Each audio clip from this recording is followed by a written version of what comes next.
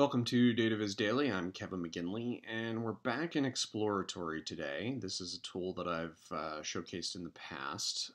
If you're not familiar with it, it's a tool that's built on top of R and gives you a lot of data transformation abilities, statistical capabilities, and visualization capabilities, all built on the R platform.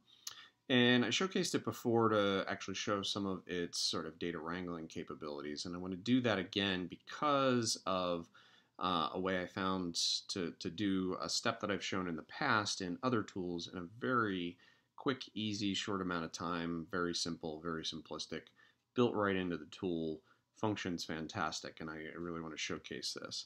So this is when you're doing text analysis. So I've got my UFO sightings data set that I've worked with in the past. In that data set, there is a comments field. And if we jump over to table view here, you can see that the comments field is basically, sort of a recording of what the person who, made the observation, green, orange, circular disc over Chester, England, silver disc seen by family and neighbors. It's anywhere from a couple words to several sentences. You can see how some of these go on and on. And so what I want to be able to do from a text analysis perspective is break these up into the individual words themselves. And what that would mean in other tools that I've worked with is basically I'm using a capability to sort of break them up word by word, but create multiple rows per line. So this one line, this event took place in early fall around, would actually become multiple rows. And so it would become a multiple row for every word. Now, in other tools, this would take quite a large number of steps. And if you were to code this, it would take, not a large number of lines of text, but certainly some complex programming in our Python or something else to, actually do that. The good news is this is actually built right into Exploratory. In the others transformations under text, and it's called Tokenize text. Return one word per row per data frame. So we're going to select that, and you're going to see here very quick. It's a very simple wizard. I'm going to choose my comments field as the column that has the text. How do I want to do it? Well, in this case, I want to do it by words. I want to return everything in lowercase. I don't need the original column because I don't want the full several sentences of text. And I do want to generate ID columns, and you're going to see how these appear after I run it. And I want my output column to be called word. Now I'm going to go ahead and click run here. Now remember, we're operating on 80,000 rows of data. That's not inconsequential, and every row has this comment field, which could be anywhere from several words to several hundred words, depending on how long the paragraph is. So what it's doing right now is it's going row by row across all 80,000 rows and breaking up the sentences into multiple rows per data. Now in other tools, I would have to do some things to clean that data up. I would have to do some things to, remove punctuation. I would have to fill data fields down, and in this case, I'd have to fill date, time, city, state, country, shape, duration, date, posted, etc. This does all of that for you with that simple little wizard in all those steps, or those few steps. I now get a single row per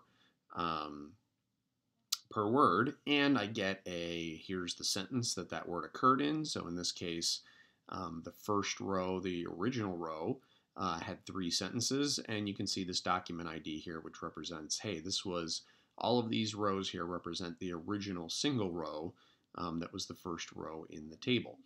So this is a fantastic way to do this type of data manipulation, and as you can see, my 80,000 rows blew up into 1.2 million rows, and that was done pretty quick on a laptop.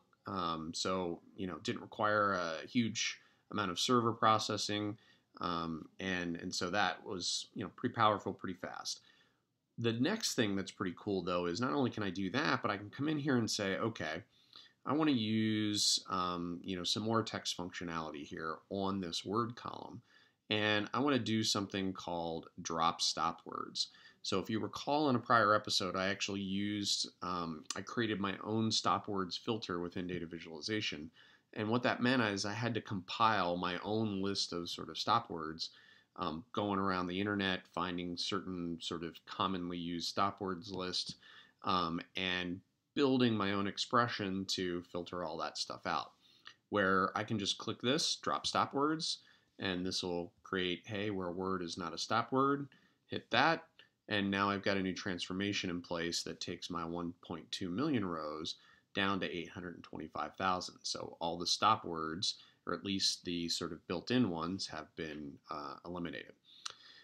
So that's great, and now I can actually take this, and if I wanted to, take this data out, take it into another tool, I could do that. But just to kind of show you some sort of, additional manipulation of what you could do here in Exploratory to get to some level of visualization, I'm going to go ahead and, take this data and summarize it down. What we want to do is ultimately get, which words were spoken the most, and take a look at that. So first I'm going to go ahead and create a group, and I'm going to do that group on the word itself. And so it's going to show me that I've now got this group by word. I've got 30,924 distinct groups. And what I can do now is summarize that group. And let's just call this row count. And I'll use the endCount function. There are a bunch of other functions that I could use here. And I'll hit run.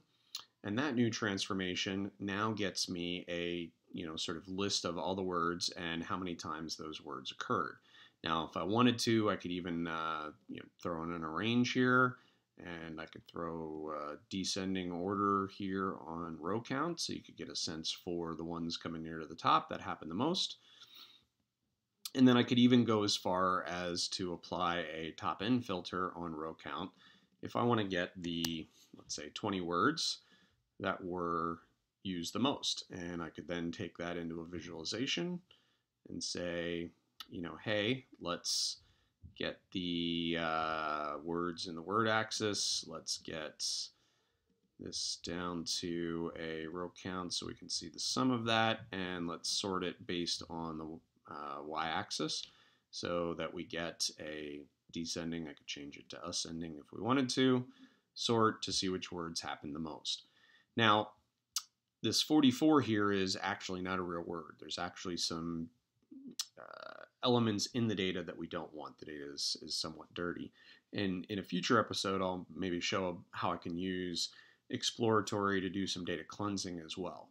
But for now, this gives you a good sense for how I can start with a data set that looks like the source.